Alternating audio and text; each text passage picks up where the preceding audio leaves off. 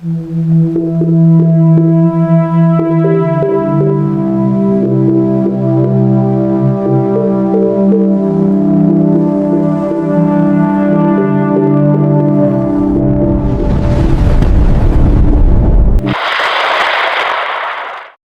ang pinakahuling update tungkol sa Bagyong Salome.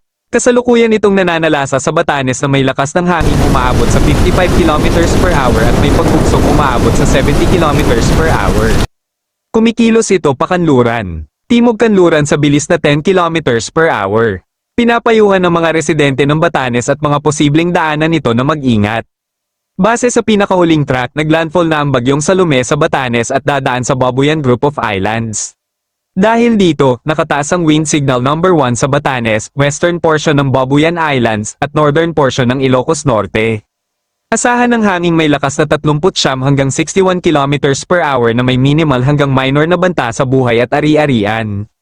Mag-ingat sa posibleng pagbaha sa mga mabababang lugar at pagguho ng lupa sa mga mabundok na lugar dahil sa mga pag-ulan na dala ng Bagyong Salome na maaaring umabot sa 100 hanggang 200 mm sa Batanes mula ngayon hanggang bukas.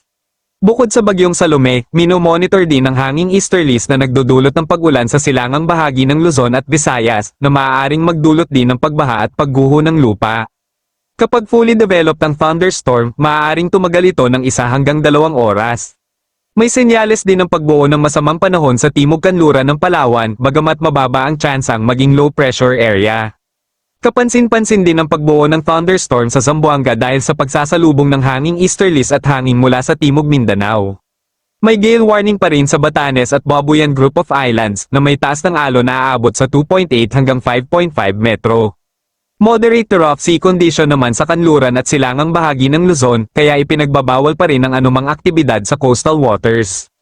Para sa karagdagang impormasyon, mag-share at mag-subscribe para sa mga latest update. Mag-ingat po tayong lahat. Dumako naman tayo sa ating partner para sa mga karagdagang impormasyon sa loob ng ating bansa. Magandang gabi po sa ating lahat. Update po muna tayo dito sa binabantayan nating bagyong si Salome. So itong si Salome ay nananatili sa tropical depression category. Taglay na lakas na hangin na 55 km per hour malapit sa sentro at pagbugso na umaabot ng 70 km per hour. Ito'y kumikilos southward. Samantala, another weather system na nakakaapekto dito sa ating bansa ay ang Intertropical Convergence Zone or ITCZ na nakakaapekto dito sa may Palawan at Mindanao. Dulot nito, mataas ang tsansa ng mga kalat-kalat na pag-ulan dito sa buong Mindanao, Palawan at ilang bahagi ng Visayas. Meron din tayong mga localized thunderstorm na nakakaapekto dito po sa Metro Manila. Yung naranasan po natin pag-ulan kaninang hapon ay dulot po ito ng localized thunderstorm at hindi ito dulot netong si Salome. Itong si Salome ay nakakaapekto lamang dito sa may extreme northern Luzon. Inaasahan natin sa Metro Manila, magiging maaliwalas pa rin ang ating panahon pero asahan din natin yung mga panandali ang buhos ng pag-ulan lalo na sa hapon at sa gabi. Dulot pa rin naman ito ng mga thunderstorm. Ano po ba inaasahan nating track netong si Salome? Nakikita natin bababa ito.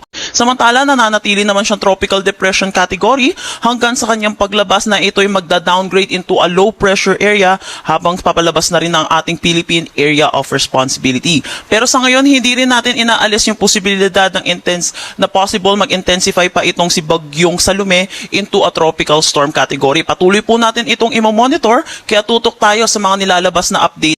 Hinggil naman sa magiging paulan netong bagyong si Salome, inaasahan natin ngayong gabi hanggang bukas ng gabi, mataas ang tsansa ng 100 to 200 millimeters of rain dito sa may Batanes. Pero kung makikita din natin, inaasahan din natin yung mga pag-ulan dito sa may Kalayaan Islands, pati na rin, dito po sa may Babuyan Islands, pati na rin dito sa may Ilocos Norte, Apayao at dito po sa mainland Cagayan. Gayon din dito sa bukas ng gabi hanggang Friday evening, inaasahan naman po natin mababawasan na yung mga pag-ulan na dulot nito ni Salome habang papalayo ito ng ating bansa. Inaasahan na lang natin ang 50 to 100 millimeters of rain dito sa may Batanes. Pero gayon pa din, inaasahan pa rin po natin may mga pag-ulan, mga scattered rains pa rin tayong aasahan dito sa may Babuyan Islands, Ilocos Norte, Apayao at ibang bahagi po ng mainland Cagayan. So tutok din tayo sa mga nilalabas na updates ng heavy rainfall warning. At yan po muna yung update natin dito sa bagyong si Salome.